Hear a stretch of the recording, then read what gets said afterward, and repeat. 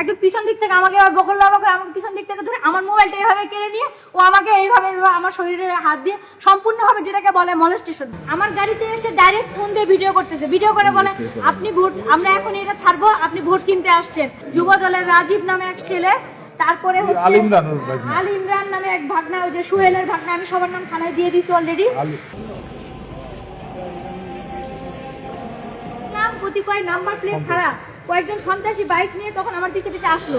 Bike নিয়ে আমার পিছে পিছে আসার পর তারা তখন আমার গাড়িতে এসে ডাইরেক্ট ফোন দিয়ে ভিডিও করতেছে, ভিডিও করে বলে আপনি ভোট, আমরা এখন এটা ছাড়বো, আপনি ভোট কিনতে আসছেন, আপনি ভোট কিনতে আসছেন, আপনি ভোট চাচ্ছেন, আপনি লিফলেট বিতরণ করতেছেন, আপনি ভোট কিনছেন।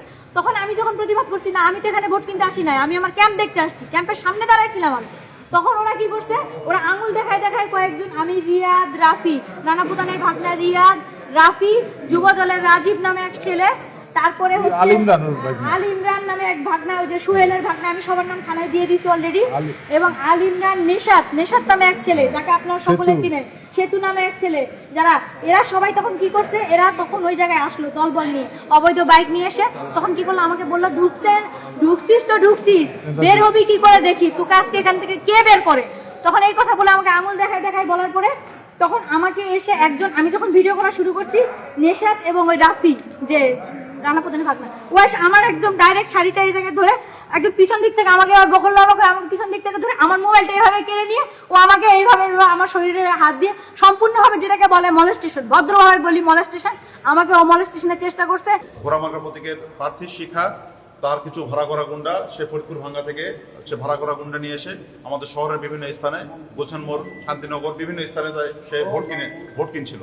এমন খবর পাওয়াতে স্থানীয়রা সেই বিষয়টা তদন্তের জন্য যায়, যে বিষয়টা কতখানি সত্য বা কি। তখন তাদেরকে প্রতিহত করতে গেলে তারা তখন অস্ত্রের মাধ্যমে আমাদের কিছু ছেলেমেয়েদের উপর অতর্কিত হামলা করে তাদেরকে জখম করে।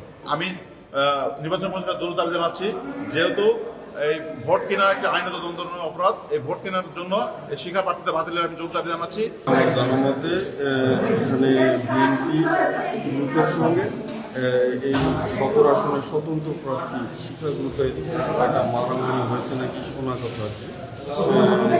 এটা আমাকে অফিসার ইনচার্জ মারফত জানতে পারলাম। হাসপাতালে এসে দেখি দুই গ্রুপেরই এই 8 জনের মতো আহত অবস্থায় আছে। এতটুকু আপাতত পরে